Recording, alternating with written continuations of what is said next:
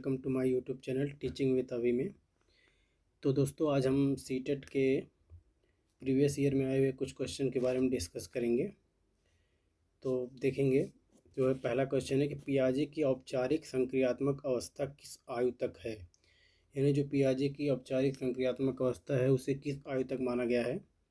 Option A है 0 से 2 वर्ष, ऑप्शन बी है 2 से 7 वर्ष, ऑप्शन सी है 7 से 11 वर्ष और ऑप्शन डी है 11 से 15 वर्ष। तो जो पहला ऑप्शन है 0 से 2 वर्ष, इसे हम क्या कहते हैं, सक्रिय अवस्था। यानी जो ये होती है संवेदी पेशी अवस्था, इंद्रिय गामक अवस्था, या इसे हम क्या कहते हैं, सेंसरी मोटर स्टेज। ये 0 से 2 वर्ष होती है। और जो 2 से 7 वर्ष तक होती है, होती प्राक संक्रियात्मक या मूर्त संक्रियात्मक अवस्था, या इसे हम पूर्व संक्रियात्मक अवस्था भी कहते हैं। और जो सी है 7 से 11 वर्ष, ये होती है ठोस संक्रियात्मक अवस्था या मूर्त संक्रियात्मक अवस्था। और जो होती है चौथी अवस्था, जो होती है जो 11 से 15 वर्ष तक होती है, कौन सी होती है, औपचारिक अवस्था। तो हम लोगों का सही उत्तर क्या होगा, ऑप्शन डी। ऑप्शन डी हम लोगों का क्या हो जाएगा, सही हो जाएगा। तो option D is right answer. Question दूसरा है, दूसरा देखेंगे। दूसरा है कि गर्भ में बालक को विकसित होने में कितने दिन लगते हैं। यानी जब बालक नवजात शिशु जो होता है वो गर्भ में जब रहता है तो उसे विकसित होने में कितने दिन लगते हैं। ऑप्शन है 210 दिन, ऑप्शन बी है 200 दिन, ऑप्शन सी है 280 दिन और ऑप्शन डी है 150 दिन। तो आप सभी जानते हैं कि 9 माह और 10 दिन यानी 280 दिन, यानी option C is correct answer. तीसरा क्वेश्चन है, त्रिभाषा फार्मूला किसने दिया। पहला ऑप्शन है राज्य सरकार, दूसरा ऑप्शन है केंद्र सरकार, तीसरा ऑप्शन है कोठारी आयोग और चौथा ऑप्शन है इनमें से कोई नहीं। जो त्रिभाषा फार्मूला है इसे किसने दिया है, कोठारी आयोग ने, कोठारी आयोग ने। चलेंगे चौथे क्वेश्चन पे, किस अवस्था में बालक अधिक जिज्ञासी होता है। यानी वह कौन सी अवस्था होती है जिसमें बालक के अंदर क्यूरियोसिटी ज़्यादा होती है। ऑप्शन ए बाल्यावस्था, ऑप्शन बी किशोरावस्था, ऑप्शन सी शैशवावस्था एंड ऑप्शन डी प्रौढ़ावस्था।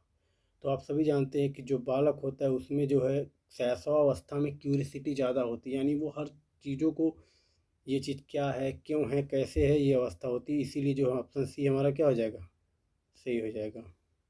ठीक है, अब चलेंगे चौथे क्वेश्चन पे। नैतिक विकास के सिद्धांत के प्रतिपादक कौन है।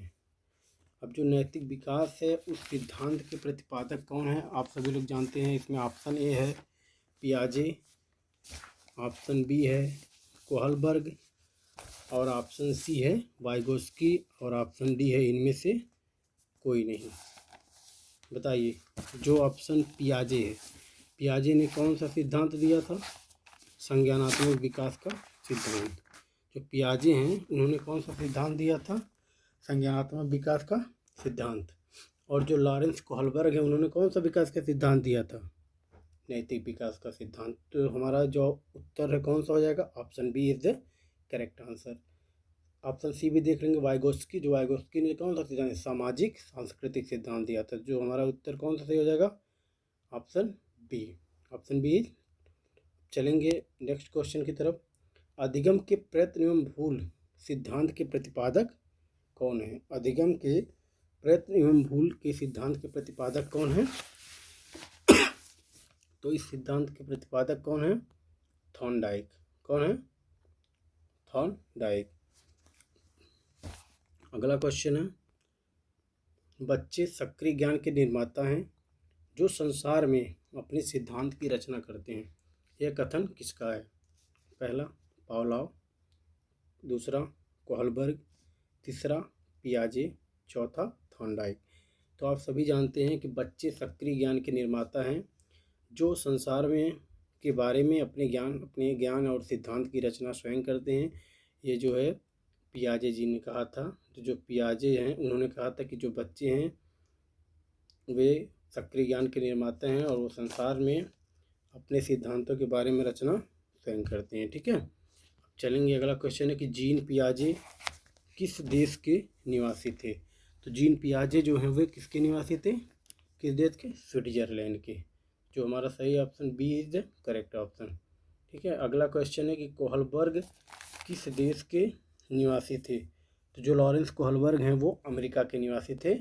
कहाँ के निवासी थे, अमेरिका के निवासी थे।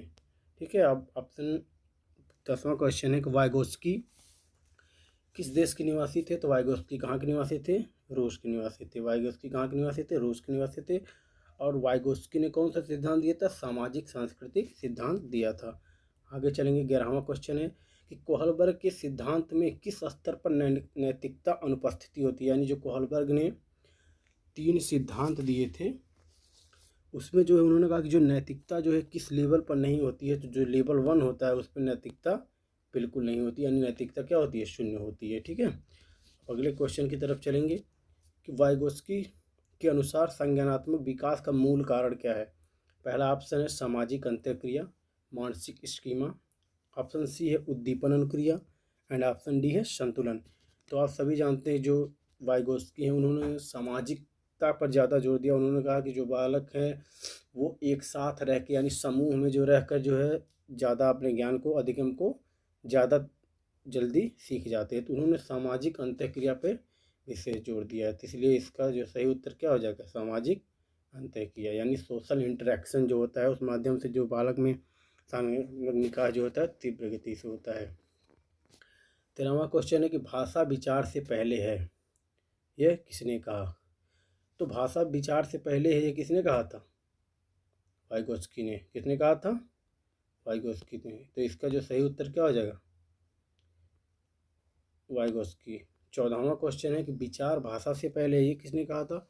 तो विचार भाषा से पहले है, ये कहा था आपके जीन पियाजे ने। जीन पियाजे जी ने क्या कहा कि जो विचार है वह भाषा से पहले है, यानी जो पहले हमारे अंदर थॉट्स आते हैं फिर जो हम क्या करते हैं, फिर भाषा आती है। 15वां क्वेश्चन और लास्ट क्वेश्चन है कि कोहलबर्ग ने अपने नैतिक विकास के सिद्धांत में कितने चरण और कितने उपचरण बताए हैं। तो जो लॉरेंस कोहलबर्ग महोदय हैं उन्होंने नैतिक विकास में कितने चरण और कितने उपचरण बताए हैं। पहला ऑप्शन है 3 चरण 5 उपचरण। ऑप्शन बी है 4 चरण 6 उपचरण और ऑप्शन सी है 3 चरण 6 उपचरण और जो ऑप्शन डी है 2 चरण और 4 चरण। तो आप सभी जानते हैं जो कोहलबर्ग है उन्होंने जो नैतिक विकास का सिद्धांत दिया था उसमें उनके जो 3 चरण बताए हैं और प्रत्येक चरण में क्या है, 2-2 चरण है। तो उनके जो सिद्धांत उसमें कितने चरण हुए, 3 चरण और 6 उपचरण। तो इस तरह जो आंसर सी है, जो ऑप्शन सी होगा क्या होगा, इस क्वेश्चन का राइट आंसर होगा। ठीक है। तो मिलते हैं अब नेक्स्ट वीडियो में, तब तक के लिए बाय बाय, टेक केयर। और फिर अब नेक्स्ट वीडियो में हम फिर कुछ प्रीवियस ईयर क्वेश्चनों को लेकर आएंगे। तो अगर आपको वीडियो अच्छी लगी हो तो वीडियो को लाइक, शेयर और सब्सक्राइब करिए। Thank you.